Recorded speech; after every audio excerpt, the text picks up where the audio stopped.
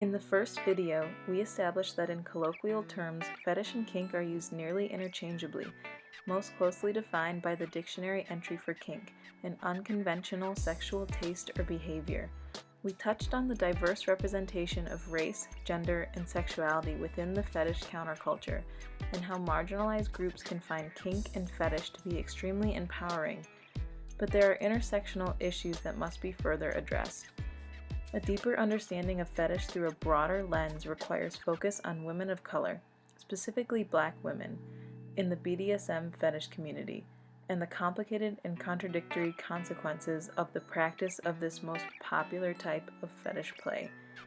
There are two main contrasting views on the subject.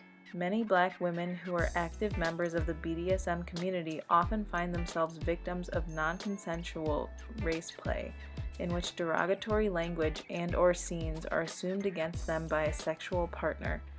This illuminates the fact that not only is non-consensuality a problem when it comes to Black women and their fetish play, but there is also the issue of the historically significant nature of female Black submissives participating in BDSM.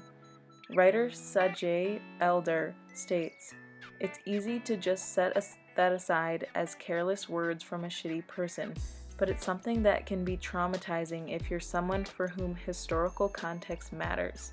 Kink in particular is supposed to be a realm where you can safely and consensually express the desires from the deepest parts of your subconscious. Some feel that sadomasochism is embedded in our culture, since our culture operates on the basis of dominance-submission relationships and aggression is socially valued, especially so in the case of women of color, given their continual over-sexualization. Because of the extremely important role consent plays in BDSM, which we explored in the previous video, fetish is empowering for those whose consent is acknowledged and respected.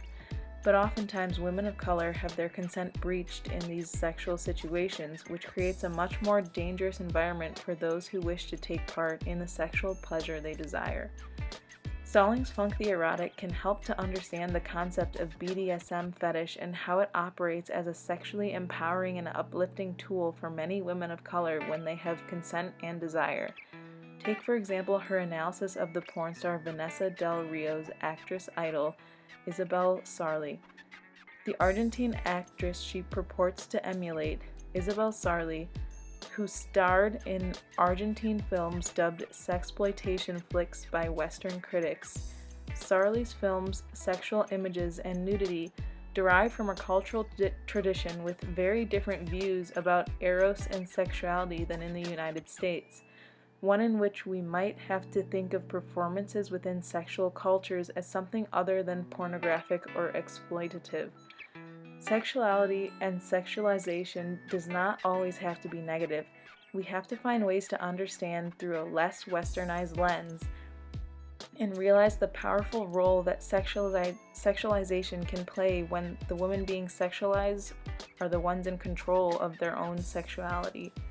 This idea is further illustrated in Ariane Cruz's article Beyond Black and Blue, when she introduces Vanessa Blue, a Black female porn performer. FemdomX.com is a BDSM website owned and operated by Vanessa Blue and was launched in 2004. Blue is a highly accomplished veteran Black female porn performer whose websites feature primarily women of color. In addition to performing on her website, she also directs and films much of the material herself.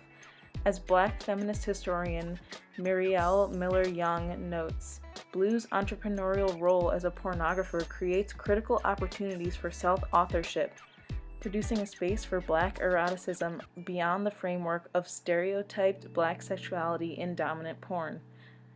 FemdomX.com illustrates a complex and contradictory negotiation of pain, pleasure, and power for the Black female performer.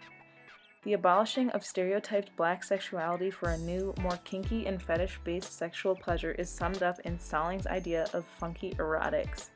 When we go in search of our mother's profane, we recover sacred profane androgynies, or what I term funky erotics, that create identity and subjectivity anew and alter political and artistic movements. When women of color participate in activities that queer our conventional Western understandings of sexuality.